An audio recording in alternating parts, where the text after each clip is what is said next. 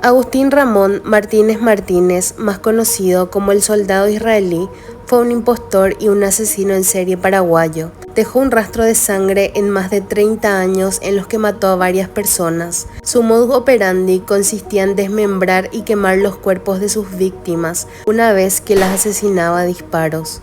Martínez nació en San Patricio, departamento de Misiones, el 28 de agosto de 1961. En su adultez, afirmaría que se había formado en el seno de una familia judía y que siendo muy joven se había mudado con ellos a Israel. En ese país se casó, pero tuvo que volver a Paraguay tras la muerte de su esposa, en situaciones no esclarecidas. Según el fiscal Darío Villagra, la Interpol llegó a investigarlo por posible homicidio, pero no se le pudo inculpar por falta de pruebas. Una vez en Paraguay, supuestamente, empezó a trabajar para el crimen organizado, como ladrón y sicario, pero no hay pruebas de su vínculo con la mafia. Fue arrestado en múltiples ocasiones, tanto en su país de origen como en Argentina. El 31 de mayo de 1993, en la ciudad de Santa Fe, Argentina, cometió su primer asesinato conocido. Aquel día disparó y asesinó al capataz de una estancia, de nombre Pascual Pedro Bianco, y dejó herida a la mujer de este.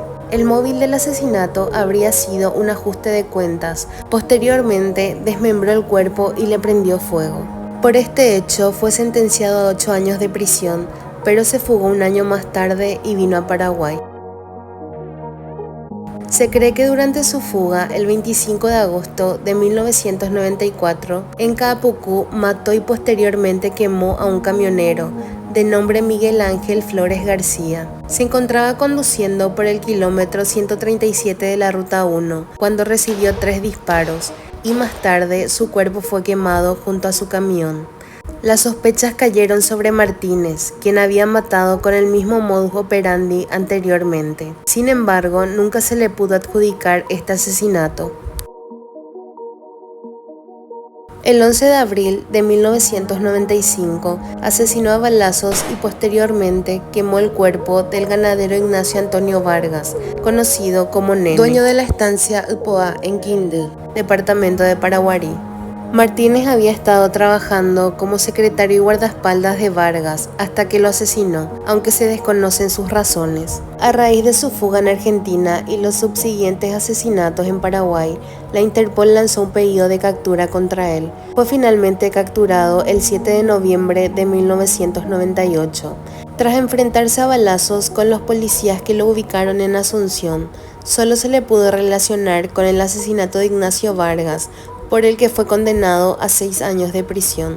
Estando en la cárcel, empezó a decir que tenía información relacionada con el atentado a la AMIA del 18 de julio de 1994, por lo que fue extraditado a Argentina en 2001 para presentar declaración y cumplir su condena por el asesinato perpetrado en 1993. Una vez en libertad, volvió a Paraguay. El 23 de mayo del 2009, el ex concejal y ganadero Ricardo Cecilio Cabello Casal y sus peones Hilario Marecos y Alberto Medina Blanco fueron asesinados, desmembrados y posteriormente quemados en un horno en el barrio de Tacumbú, ciudad de Asunción. Al momento de los asesinatos, Martínez trabajaba como secretario y guardaespaldas de Ricardo Cecilio, siendo arrestado a los pocos días como principal sospechoso. Estuvo en prisión durante 6 años por este crimen, hasta que en el 2015 fue liberado por mora judicial debido a que no se le había dado una condena firme durante ese tiempo. El 22 de mayo de 2018, el abogado Lucilo Nicolás Cardoso Salina recibió una llamada de Martínez, que era un conocido suyo, diciéndole que lo necesitaba para una causa judicial. Salina salió en su camioneta y recogió a Martínez a la altura del kilómetro 53 de la Ruta 1 en Yaguarón. Entonces Martínez asesinó a Salina con un fusil, antes de desmembrarlo y quemar su cuerpo, el cual enterró a pocos metros antes de llevarse su camioneta. La esposa de Salina, tras percatarse de la ausencia de su marido, siguió su camioneta con un GPS, encontrándola en la casa de Martínez, quien fue arrestado al día siguiente como sospechoso de la desaparición del abogado. Martínez confesó al instante estar relacionado con la desaparición de Salina, pero negó haberlo matado. Según su versión, un narco le prometió $10.000 si entregaba a Salina. Una vez recogido por él en su camioneta, se encargó de llevarlo a una zona donde dos narcos lo asesinaron y más tarde le dieron la tarea de deshacerse del cuerpo y de la camioneta. Como prueba le señaló a la policía la zona en la que enterró el cuerpo, el cual fue encontrado en ese mismo lugar días después. Sin embargo, y a pesar de que se llegaron a arrestar a más sospechosos, la investigación terminó descartando la participación de terceros en el asesinato de Salina, apuntando a Martínez como el único sospechoso. Al instante se empezó a especular que Martínez había matado a Salina, con el único fin de robarle la camioneta. Martínez aseguró que era inocente y que él solo había enterrado el cuerpo, mas no lo mató. El juicio fue suspendido hasta 11 veces debido a distintos problemas. El 6 de julio del 2022 fue condenado a 40 años de prisión por el asesinato de Salina. Durante el dictamen de la condena agredió a los policías, con quienes tuvo un forcejeo hasta que finalmente fue sometido y esposado.